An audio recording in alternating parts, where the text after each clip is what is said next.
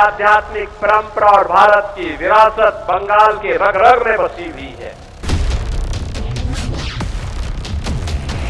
कोलकाता में इन दिनों गर्मी और सियासत दोनों की वजह से टेम्परेचर बेहद हाई है, लेकिन यूपी सीएम के लिए लोगों की दीवानगी को सूरज की धूप भी खत्म नहीं कर पा रही है।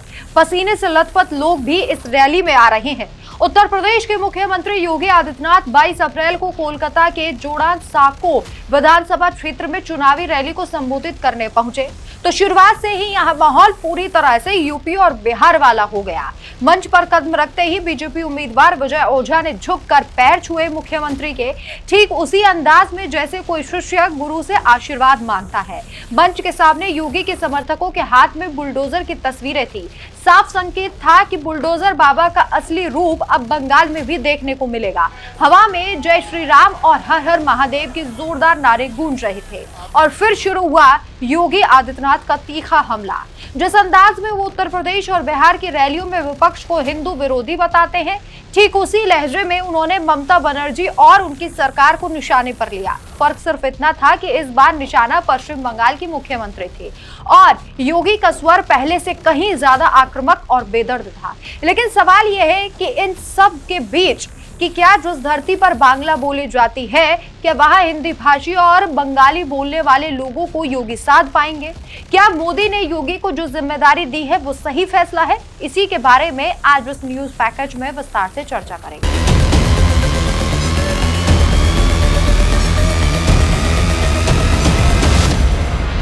यूपी के सीएम योगी आदित्यनाथ का निशाना धनुर्धारी अर्जुन की तरह है।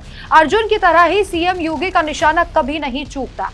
योगी जानते हैं कि कौन से मंच से कौन सी बात कहनी है जो लोगों के मन में उतर जाए और घर कर जाए। इतिहास गवाह है कि योगी ने जहां जहां चुनावी प्रचार किया वहां वहां ज्यादातर बीजेपी को जीत मिली है। पश्चिम बंगाल के चुनावों में भी योगी आदित्यनाथ का जलवा देखने को मिल रहा है।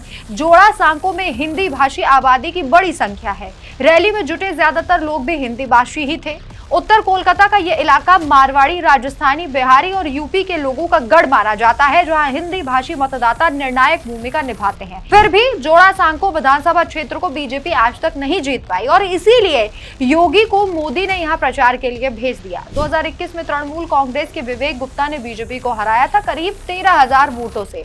योगी आदित्यनाथ अब ठीक उन्हीं इलाकों में रैलियां तेज कर रहे हैं जहां हिंदी भाषी आबादी काफी मजबूत है, जैसे कि जोड़ा सांको।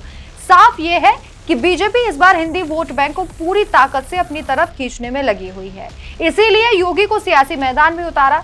योगी को लोग सुन रहे हैं और पसंद कर रहे हैं। योगी की रैलियों में भीड़ इस बात का प्रमाण है कि मोदी ने योगी को भेजकर सही कदम उठाया।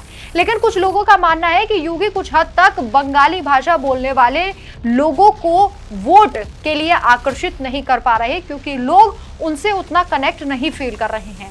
वैसे योगी की ये रैलियां बीजेपी की जीत का प्रमाण बन रही हैं, लेकिन चूंकि बंगाली लोगों के लिए ये कहा जा रहा है, सियासी पंडित कह रहे हैं कि बंगाली लोग शायद कनेक्ट नहीं कर पा रहे हैं क्योंकि वहां के लोगों को अभी हिंदू मुस्लिम नहीं चाहिए, बल्कि टीएमसी से अगर वो परेशान है तो भ्रष्टाचार से परेशान है, महिला सुरक्षा का मुद्दा सबसे बड़ा है। कुछ लोगों का कहना है कि अगर योगी इन पे बात करेंगे तो ज्यादा कनेक्टेड लोग फील करेंगे और ज्यादा बड़ा मुद्दा ये बनेगा, क्योंकि ये बिहार या फिर उत्तर प्रदेश नहीं है जहां पर हिंदू मुस्लिम किया जाए।